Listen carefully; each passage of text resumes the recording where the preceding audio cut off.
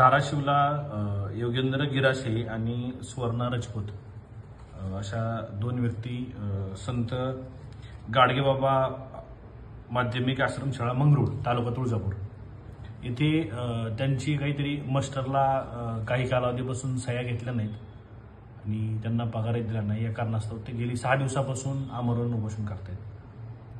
प्रशासनाकडनं काही माणसं गेली, त्यांची समजूत काढली, त्यांच्याशी पत्रव्यवहार करण्याचा प्रयत्न केला, सरकारला शासनाला सहकार्य करा अशी विनंती केल्याचं त्यांनी सांगितलं। त्यांना मी संपर्क केल्यानंतर त्यानंतर या संदर्भात सुनील खमानकर असे जिल्हा समाज कल्याण अधिकारी आहेत धाराशिवचे, त्यांच्याशी मी फोनवरती आत्ताच संभाषण केलं, त्यांच्याशी बोललो।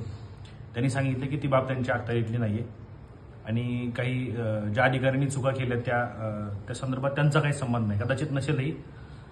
संबंधित अधिकाऱ्यांची सुनील सरांशी बोलल्यावर जाणवलं की त्यांनी प्रामाणिक प्रयत्न केलाय। पण मूळ इथं विषय येतो की नेमकं त्यांच्या नियुक्त्या कशा झाल्या, त्यांना कशा पद्धतीने डावलण्यात आलं किंवा त्यांच्यासोबत नेमकं काय घडते। मला वाटते गेली 8-10 महिन्यापासून किंवा वर्षभरापासून ते दाद मागतायत, पत्रव्यवहार करतायत, मागणी करतायत, त्यांना न्याय मिळत नाही। आपण खरंच भारतात राहतोय का, धाराशिवमध्ये राहतोय का आणि सर्वसामान्य ज्यांच्यावरती अन्याय होते त्यांना न्याय मिळतोय का।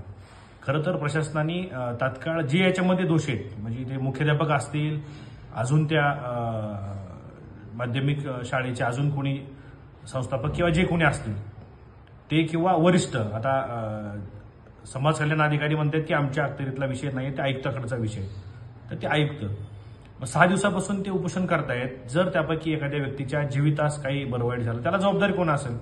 खऱ्या अर्थानं हे जे अधिकारी आहेत किंवा हे जे प्रशासन हाकणारे आहेत ह्यांना लाजा वाटत नाहीत। खरं तर हरामखोरांना ह्यांच्या घरातलं जर कोणी असं मृत्यूशयेवर पडलं तर हे असंच वागतील का। जर त्यांची खरंच उपोषण करण्याची बाब ही चुकीची असेल किंवा ते चुकीच्या पद्धतीची मागणी करत असतील तर त्यांना निश्चितपणे प्रशासनाने, म्हणजे समाज कल्याण अधिकारी असतील, जिल्हाधिकारी कार्यालयाकडले प्रतिनिधी किंवा स्वतः जिल्हाधिकारी असतील किंवा संबंधित डिपार्टमेंटचे, मला असंही समजलं की स्वतः एसपी साहेबांनी पत्र दिलं आहे समाज कल्याणला की या संदर्भात काय असेल ते तुम्ही पाहून घ्या। खरं तर जिल्हाधीक्षक साहेबांचे आभार मानले पाहिजे की त्यांनी तत्परता या प्रकरणात दाखवली। पण बाकीचे जे अधिकारी आहेत यातून तात्काळ मार्ग कसा काढेल, भले त्यांना आज न्याय मिळू न मिळू दे, 4 दिवस उशीर लागू द्या, त्यांची समजूत काढून यातून बाहेर पडणं आणि त्यांचा जीव वाचवणं खरं तर हे महत्वाचं आहे। आणि भविष्यामध्ये मेहरबान कोर्टाकडे असेल किंवा वरिष्ठ कार्यालयाकडे असेल ते दाद मागण्यासंदर्भात त्यांना मार्गदर्शन करणं किंवा सहकार्य करणं हे खऱ्या अर्थानं प्रशासनाचं आद्य कर्तव्य आहे। पण हे प्रशासन इतकं माजूर, इतके नालायक, हरामखोर आहेत की खऱ्या अर्थानं त्यांच्या जीवितास हानी कुठली होऊ नये ही ईश्वराकडे मी प्रार्थना करतो। पण जर कदाचित त्यांना काही झालं तर त्यांचं उपोषण करणं हे रास्त की चुकीचं, जे काय ते ह्या गोष्टीबद्दल, त्या गौण गोष्टी आहेत त्याबद्दल वेगळी चर्चा होऊ शकते।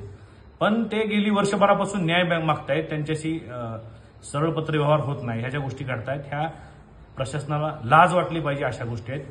खरं तर ह्या गोष्टीमध्ये काही जर चुकीचं घडलं तर मी संबंधित विभागाचे अधिकारी आहेत त्यांना त्यांच्या ऑफिसमध्ये घुसून चप्पल तुटुस्तर मारेल। जे काही गुन्हे दाखल होतील त्याबद्दल मी भविष्यात बघून घेईल। पण एखादं गोरगरिबाचं कुटुंब ते स्वतः कष्ट करते त्या शाळेवरती, त्यांना पगार दिला जात नाही, त्यांच्याकडं अक्षरशः म्हणजे झेरॉक्स काढायला सुद्धा पैसे नाहीत, अशी त्यांची कंडिशन असताना जर हे प्रशासन बघायची भूमिका घेत असेल आणि जर भविष्यात त्यांच्या काही जीवितास हानी झाली तर संबंधित अधिकाऱ्यांना मी वैयक्तिक सोडणार नाही। हा विषय प्रशासन आणि प्रशासकीय स्तरावरचा वेगळा झाला, पण व्यक्तिशः ह्या गोष्टी महागात पडू शकतील। संबंधित अधिकाऱ्यांना माझं हात जोडून विनंती आहे की तुम्ही तुमच्या कुटुंबातील व्यक्ती जर असा मृत्यूशयेवरती आमरण उपोषण करत असेल, 6 दिवसापासून अन्न पाण्यापासून पडलेला असेल, त्याचे जीवितास धोका निर्माण झाला असेल, प्रकृती खालावली असेल, तर अशा वेळेस तुम्ही तुमच्या कुटुंबातल्या व्यक्तीला मोकळं सोडाल का। तर ते 2 जी व्यक्ती आहेत त्यांची तात्काळ जाऊन संबंधित सगळ्याच प्रशासनातील अधिकाऱ्यांनी समजूत काढावी, त्यांना जो काही विषय आहे तो समजून सांगावा आणि त्यांच्याकडनं वेळ मागून घ्यावा। भविष्यात जी काही त्यांची कायदेशीर लढाई असेल